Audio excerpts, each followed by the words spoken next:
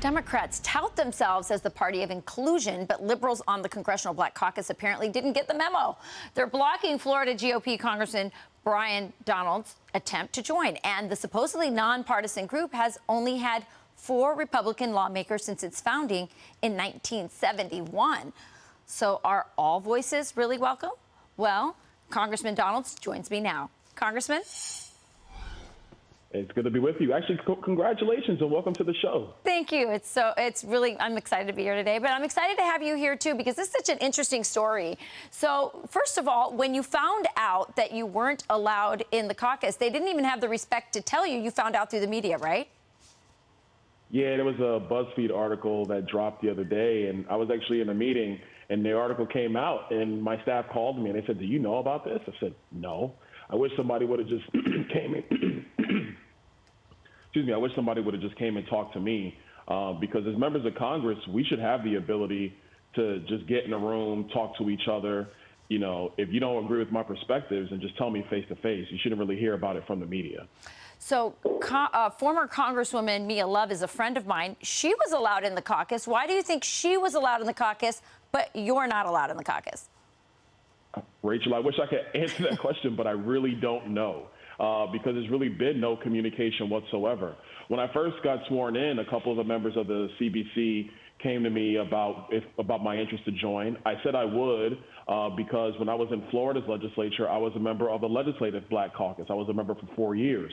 And so for me, it would just be a natural progression.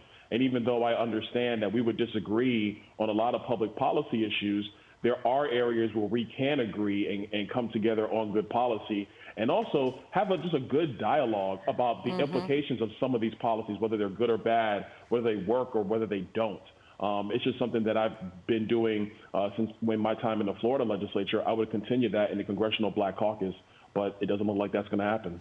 Well, we got a statement from the Congressional Black Caucus, and here's what they said. They said the Congressional Black Caucus remains committed to fighting for issues that support Black communities, including the police accountability bill, protecting voting rights, and a jobs bill that helps communities. So in other words, they didn't actually respond to not letting you into the caucus.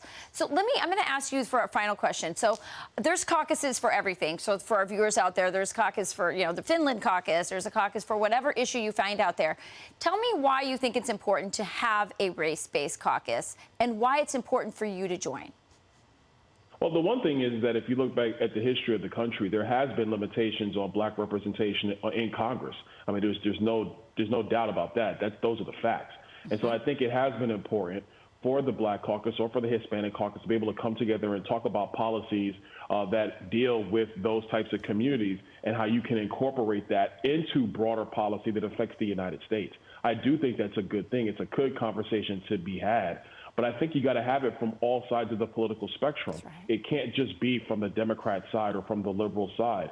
If you have Republican members, and we have had Republican members in Congress going back to Reconstruction, they should be allowed to have that conversation as well, because even though we might disagree when it comes to the nuances of policy, and even though we might disagree in terms of making sure we adhere to the Constitution, we definitely agree with wanting to make sure that Americans can thrive and prosper, whether they're poor, they're middle income, and yes, rich. Rich people are allowed to prosper too. Maybe that's one of the differences. Well, if they don't let you in, and I'm looking at you, you look like a Black congressman to me. So if they don't let you in, it must be that this caucus is about something else and not about helping Black communities and from all points of views. Maybe they should just call themselves the Liberal Caucus.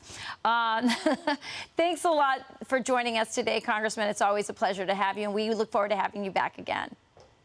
My pleasure, and congratulations. Thank you.